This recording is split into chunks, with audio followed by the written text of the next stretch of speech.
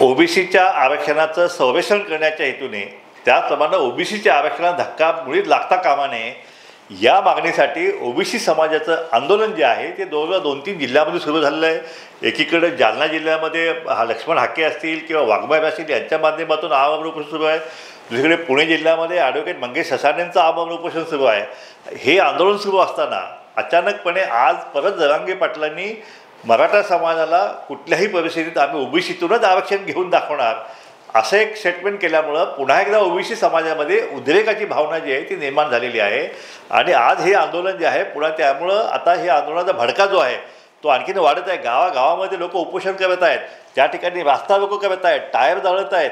आणि म्हणून माझी विनंती आहे सरकारला की अशा वातावरणामध्ये अशा प्रकारचे स्टेटमेंट जे आहे ना ते कुणी करू नये आणि दोन समाजामध्ये तेढ निर्माण होईल अशा प्रकारचं स्टेटमेंटसुद्धा काढण्यास मनाई सरकारने केली गेली पाहिजे। मात्र आता शासनाला मात्र स्पष्टपणे भूमिका घेणं आवश्यक आहे की एकतर त्यांनी ओबीसीच्या आरक्षणाला धक्का कसा लागला नाही स्पष्ट करावं। का जरांगे म्हणतात की 80% आम्ही ओबीसीमध्ये मराठे घुसवलीसुद्धा कुटुंबाचे दाखले घेऊन, खरं काय आहे हे सरकारनं स्पष्ट केलं गेलं पाहिजे। आणि जोपर्यंत सरकार ओबीसीच्या आरक्षणाला धक्का लागत नाही हे लेखी स्वरूपात काय स्पष्ट करत नाही आहे तोपर्यंत ओबीसीचं आंदोलन जे आहे ते आंदोलन थांबणं कठीण आहे।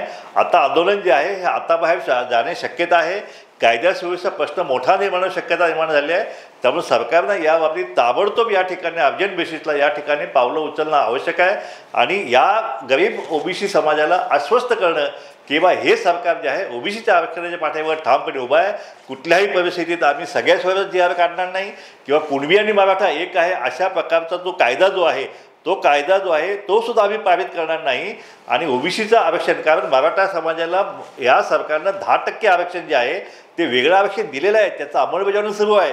EWSचं घटनात्मक आरक्षण ते सुद्धा मराठा समाजाने घेतलेलं आहे, तेही सुरू आहे।